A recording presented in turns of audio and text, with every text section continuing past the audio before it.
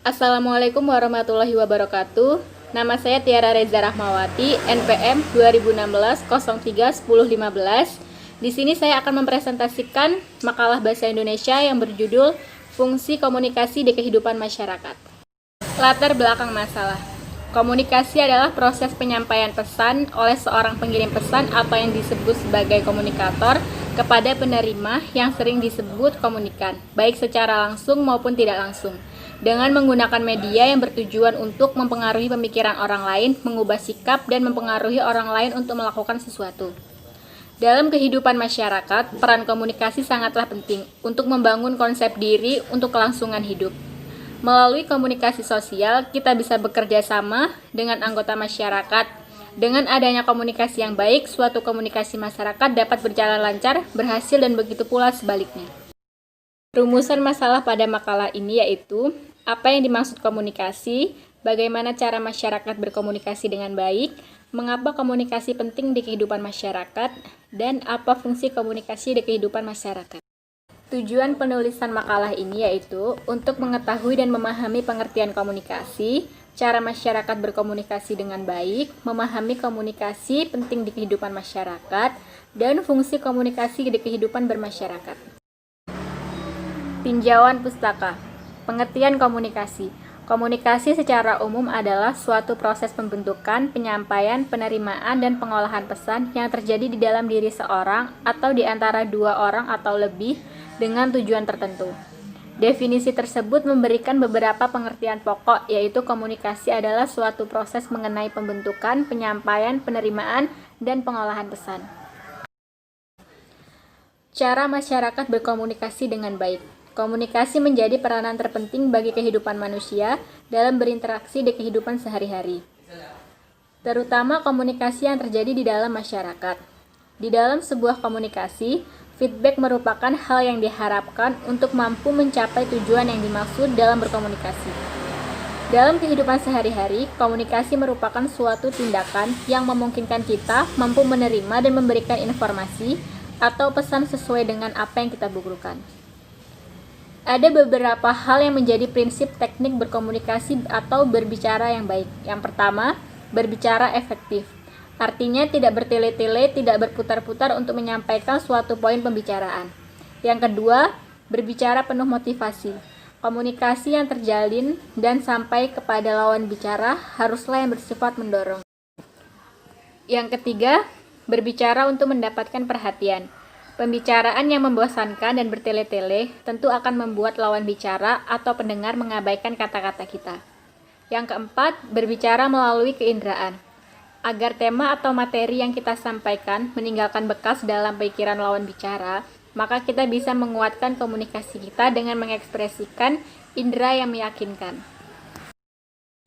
Pentingnya komunikasi di kehidupan masyarakat. Pentingnya komunikasi bagi manusia tidaklah dapat dipungkiri, begitu juga hanya bagi suatu masyarakat. Dengan adanya komunikasi yang baik, suatu komunikasi masyarakat dapat berjalan lancar. Menurut Harold de Lasswell menyebutkan 3 fungsi dasar yang menjadi penyebab mengapa manusia perlu berkomunikasi. Yang pertama, hasrat manusia untuk mengontrol lingkungannya. Melalui komunikasi, manusia dapat mengetahui peluang yang ada untuk dimanfaatkan, dipelihara, dan menghindar pada hal-hal yang mengancam alam sekitarnya. Yang kedua, upaya manusia untuk dapat beradaptasi dengan lingkungannya. Proses kelanjutan suatu masyarakat sesungguhnya bergantung bagaimana masyarakat itu bisa beradaptasi dengan lingkungannya. Yang ketiga adalah upaya untuk melakukan transformasi warisan sosialisasi. Suatu masyarakat yang ingin mempertahankan keberadaannya, maka anggota masyarakat dituntut untuk melakukan pertukaran nilai, perilaku, dan peranan. Fungsi komunikasi di dalam kehidupan masyarakat. Komunikasi memiliki peranan penting dalam kehidupan seluruh masyarakat dunia. Alasannya karena dengan berkomunikasi dapat menyampaikan sebuah maksud dan tujuan dari seseorang. Komunikasi tidak mengungkapkan kata-kata atau verbal saja, tetapi dapat dibantu dengan media-media lainnya untuk menyampaikan sebuah pesan yang dikomunikasikan kepada komunikan atau khalayak luas. William Gordon dan Apresiasi Mulyana mengatakan bahwa sedikitnya 4 fungsi komunikasi bagi masyarakat. Yang pertama, Komunikasi berfungsi terhadap masyarakat karena mampu meningkatkan pola-pola sosial. Peningkatan yang dimaksud yakni mampu membangun konsep diri manusia maupun aktualisasi diri untuk kelangsungan hidup. Yang kedua adalah komunikasi berfungsi terhadap masyarakat karena sebagai sumber peningkatan kemampuan daya ekspresif yang dilakukan baik secara sendirian ataupun dalam kelompok.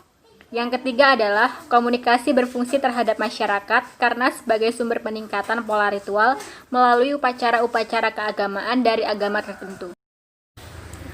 Yang keempat adalah komunikasi berfungsi terhadap masyarakat karena sebagai sumber instrumental kemajuan hidup seperti menginformasikan, mengajar, mendorong, mengubah sikap dan keyakinan, mengubah perilaku atau menggerakkan tindakan, dan sebagai sumber hiburan.